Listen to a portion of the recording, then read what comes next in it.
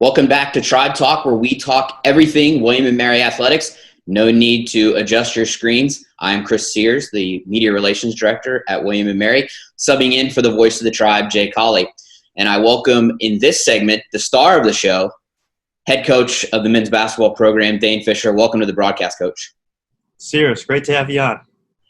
Awesome. So you guys are a couple weeks now into practice, the season looming just a month away. What have you seen from the guys so far in that initial start to practice? Well, the guys have certainly been really excited to just be out there practicing. That was the very first thing. You know, for a lot of these guys, this is the first time we've been able to go full 5-on-5 competition since our season ended, or some of these guys, their high school seasons ended. So certainly a real excitement level. They've done a great job to this point of really working in the weight room, on the practice floor, and just trying to embrace us getting a little bit better each day. So I'm happy with the way that they've approached the start of practice. A little bit of compare and contrast for you. Last year, relied heavily on a pair of senior all-conference big men in Nathan Knight and Andy Van Vliet, who are on their way to success at the pro level. How would you say this year's game plan lineup, the way the team will go about it, will differ from what we saw last year, but maybe also be the same a little bit? Well, it's certainly going to have we'll have a totally different look this year. As you just mentioned, we talked about last year. We had some of the biggest lineups, certainly in our conference and at times in the country with those two guys out there. And this year, we're probably going to have some times where we might have some of the smallest lineups out there. So, the style's going to change a little bit, just from a personnel standpoint. I think we're going to be much more perimeter oriented in terms of where our scoring comes from, where we're trying to create offense from. I actually think the biggest difference for us schematically will be on the defensive end. I think we'll be able to be a little bit more layered this year, have a little more aggressiveness to us than we did last year. So I think those will be some of the things that will be different. The things I hope to stay the same is I think we had a great camaraderie on the floor last year. I thought we had a great group of guys that looked like a team, and that's certainly going to be one of the big points of emphasis for us this year as well. Speaking of last year, Luke Lowy, arguably one of the most improved players in the country, really had a great junior season. He's a 2-year starter for you, kind of your lone senior in the lineup. What have you seen from Luke here at the start of practice and workouts, and how has he kind of stepped into that senior leadership role? Well, we've seen a lot from Luke, similar to what we saw last year. He's one of the hardest workers that we have. Brings it absolutely every day, every single drill that we do. He's a guy that's just really, really consistent, and he's just carried that forward here to the start of his early senior year in terms of practice, and I would anticipate that will translate to games as well. We've certainly asked him for a little bit more from a leadership role and have more of a voice in practice, and he's certainly doing that, and we're going to need him to continue to do that here as we head through the season. Coach, I know we've talked about it off camera, and I know you mentioned it to the season ticket holders on your call with them. But your 3 incoming freshmen, new freshmen, I should say, along with redshirt freshman Ben White, you kind of expect a lot out of them. You expect them to be contributors this year. Yuri Covington, Connor Kachera, and Jake Milkright. What have you seen from them, and how do you kind of see them progressing as the year goes along? Yeah, the first thing that we've seen as a staff from the 3 incoming freshmen is their commitment and desire to get better. They've been in the gym or watching film as much, if not more, than anybody else in our program outside of practice. Those are certainly attributes that are going to translate to guys improving throughout the course of the season. And then in practice, they've been really good. They've had days where they've had some high-level days, and have really shown their ability, which has been great to see. Yuri Covington is a really athletic point guard, can get to the rim, is really dynamic in transition, shoots the ball well from 3, can get others involved, and I think he's going to have a very big role with this team. Jake Milkright's a high-level scorer, shoots the ball from 3, can score in the mid-range, can get to the rim.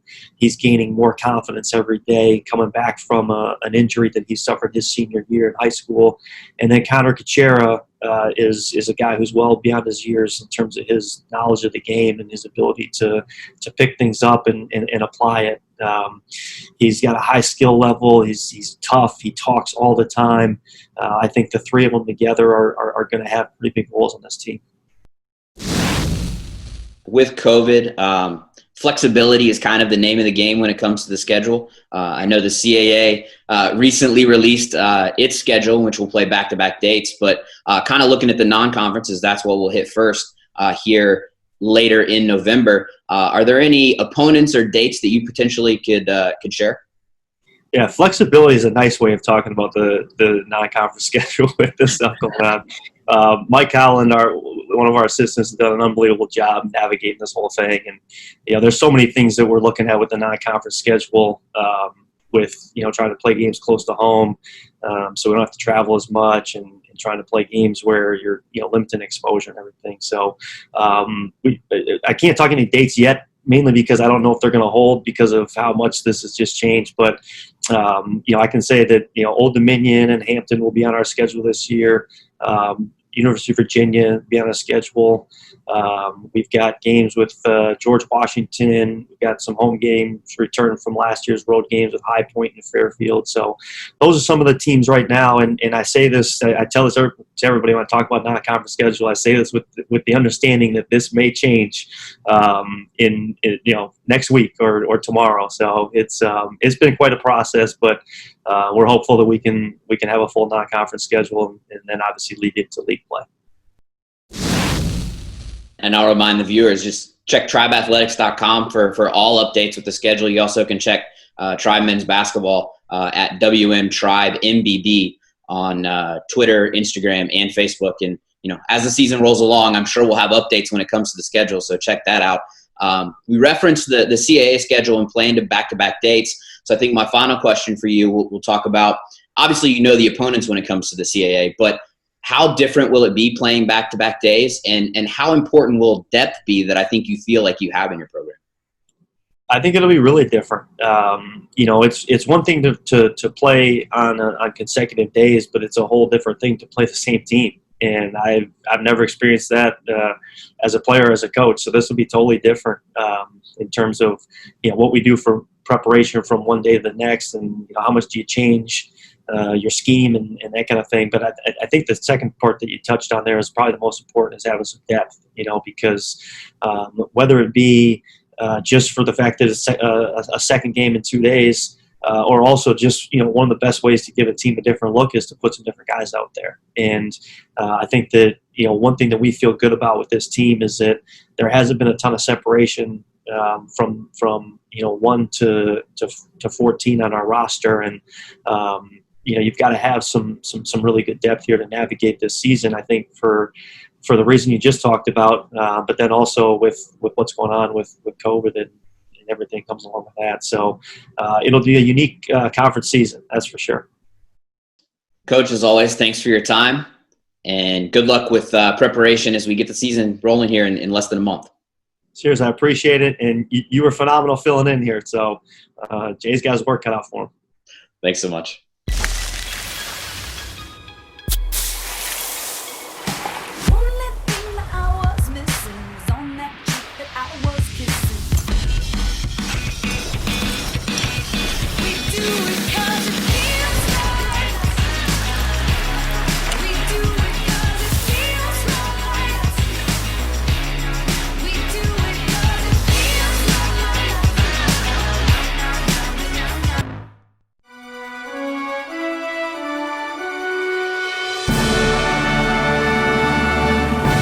Big banks leaving a bad taste in your mouth, charging you all sorts of fees and giving you nothing in return. Open a Langley Pays checking account and you'll earn 10 cents every time you use your debit card. Get your paycheck up to 3 days early and avoid those nasty fees. Now that's a sweet account. Call us or visit a Langley branch to open an account today. Today's brands need to activate their marketing budgets to engage consumers locally where they live and shop. Local events across the country are seeking relevant sponsors and partners, and retailers are always looking for ways to increase store traffic and dollar sales. Bring all parties together and, well, bam! Brand Activation Maximizer, or BAM, is a proven, one-of-a-kind software platform that connects brands, events, and retailers. It provides brands with unique opportunities to reach consumers, while helping events grow bigger and better. And best of all, BAM gets proven sales results by taking retailer interests into account. We've already successfully optimized more than $200 million in sponsorship to date, featuring some of the world's biggest brands and events. Yours could be next. BAM! It's that simple.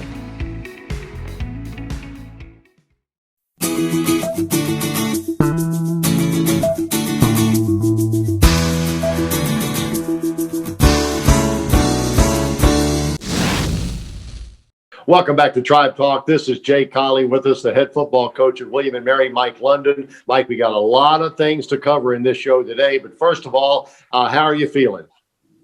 Feeling great, Jay. Feeling really fortunate, blessed to be doing the thing that I love to do, and that's been around these young men to get them, provide opportunities for them to be what they're destined to be, and so we're encouraged about what's happening with the program. We're fighting adversity, we're adapting, we're overcoming all those things. And so there's a lot of positiveness coming from the program. So let's take the game situation first, because recently the league announced what ostensibly is a 6-game schedule. William and Mary will be playing James Madison, Elon, and Richmond twice. A home and home, clearly never been done on this kind of a scale in this time of time frame. Some of your immediate thoughts when you learned the official schedule was in ink now.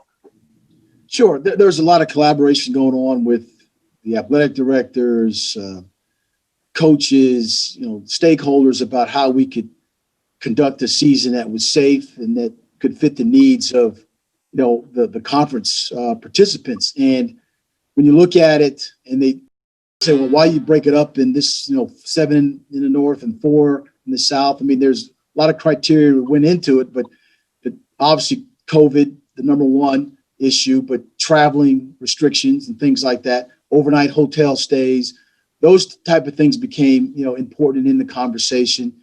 The travel part of it, specifically for teams that are in the north, trying to come down here and play, us in the south here. So what was come up with was the opportunity to split us and have the 4 teams that are in the south, us, James Madison, Elon, and Richmond, play each other home and away. The travel opportunities is very well the day of a game is to get up and, on a bus and get there to play play your opponent.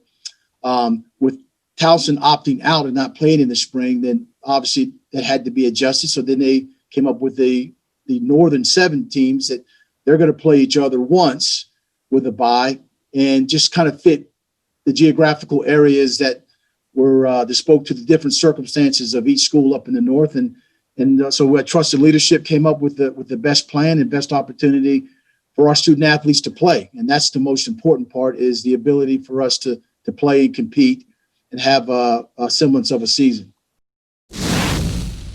Everybody starts with a quarterback. How is Hollis Mathis practicing right now?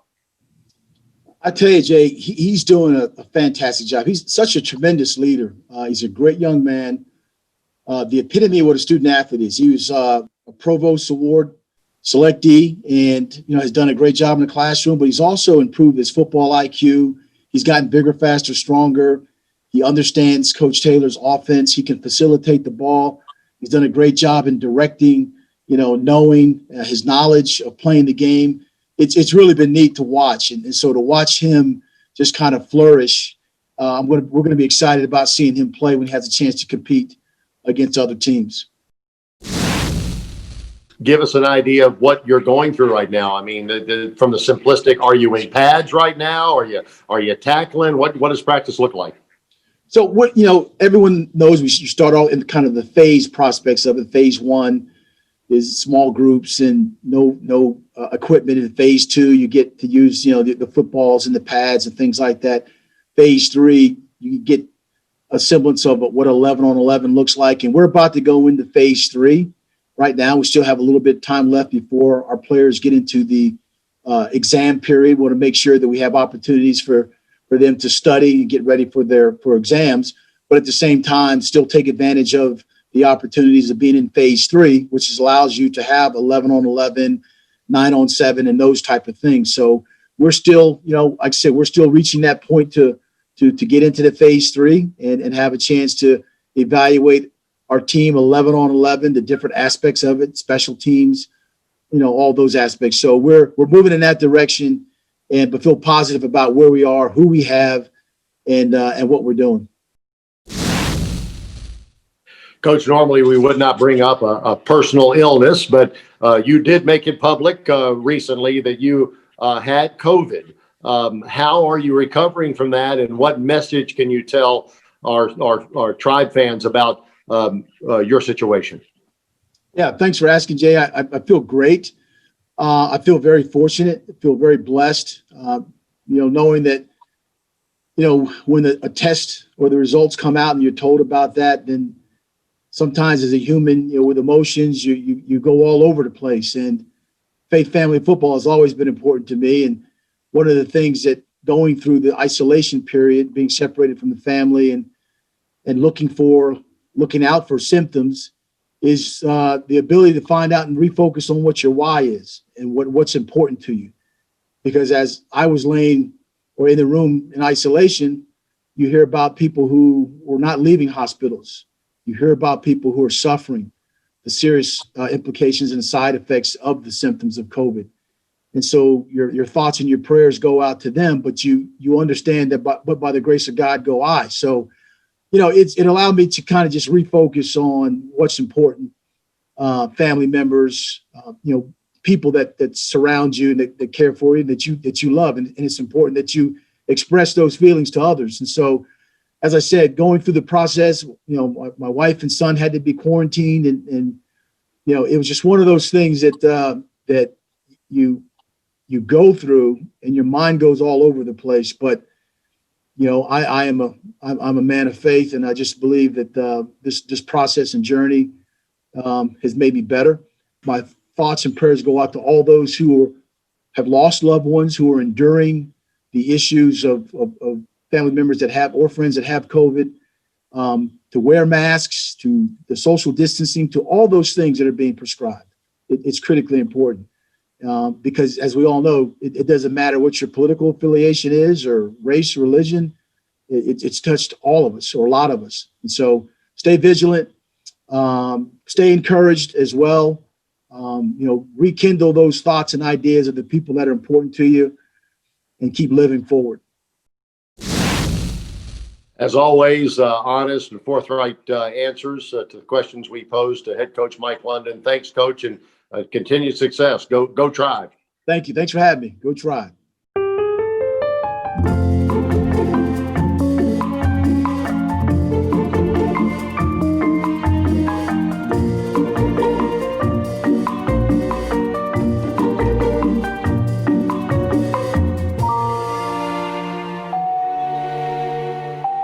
With your Village Bank debit card, earn points on everyday purchases and redeem them for something special.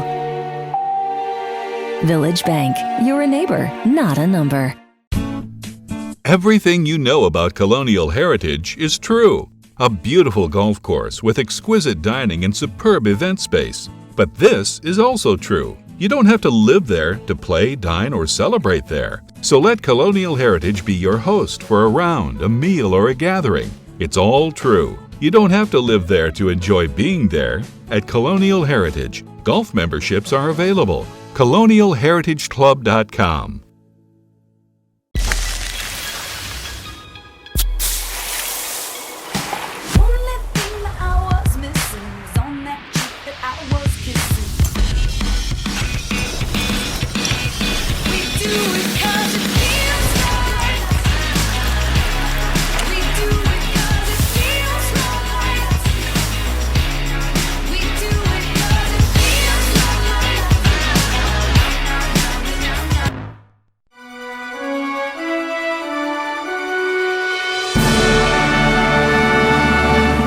Are the big banks leaving a bad taste in your mouth?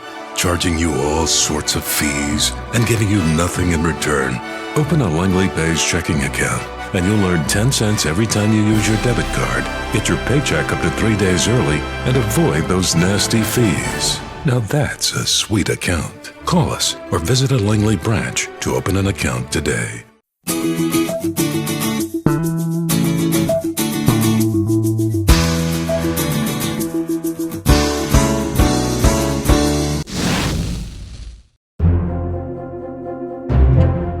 The Tribe Leader of the Week, presented by the Virginia Lottery, recognizes exceptional William & Mary student athletes for their contributions as leaders in the classroom and the community. This week's Tribe Leader of the Week, presented by the Virginia Lottery, is sophomore outside hitter Sydney Taylor. Despite missing her rookie season due to injury, Sydney established herself as one of the Tribe's leaders. Prior to coming to Williamsburg, she was a high school All-American and the Player of the Year in the state of New Jersey. Academically, Sydney intends to major in marketing and excelled in the classroom during her freshman year, earning a spot on the CAA's Commissioner Academic Honor Roll each semester. Sydney is a volleyball representative on William & Mary's Student Athlete Advisory Committee and is a member of the Diversity and Inclusion Group. In 2019, she was the recipient of the Herbert C. Oberl Memorial Award, recognizing integrity, character, and leadership in athletics.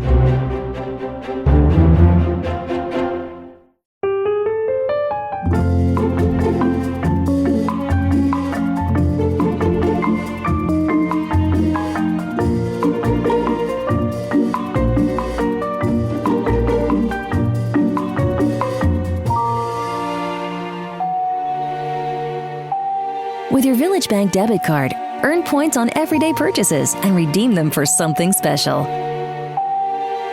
Village Bank, you're a neighbor, not a number. Everything you know about Colonial Heritage is true. A beautiful golf course with exquisite dining and superb event space. But this is also true. You don't have to live there to play, dine, or celebrate there. So let Colonial Heritage be your host for a round, a meal, or a gathering. It's all true. You don't have to live there to enjoy being there. At Colonial Heritage, golf memberships are available. ColonialHeritageClub.com. Today's brands need to activate their marketing budgets to engage consumers locally where they live and shop. Local events across the country are seeking relevant sponsors and partners, and retailers are always looking for ways to increase store traffic and dollar sales. Bring all parties together and, well, bam! Brand Activation Maximizer, or BAM, is a proven, one-of-a-kind software platform that connects brands, events, and retailers. It provides brands with unique opportunities to reach consumers, while helping events grow bigger and better. And best of all, BAM gets proven sales results by taking retailer interests into account. We've already successfully optimized more than $200 million in sponsorship to date, featuring some of the world's biggest brands and events. Yours could be next. BAM! It's that simple.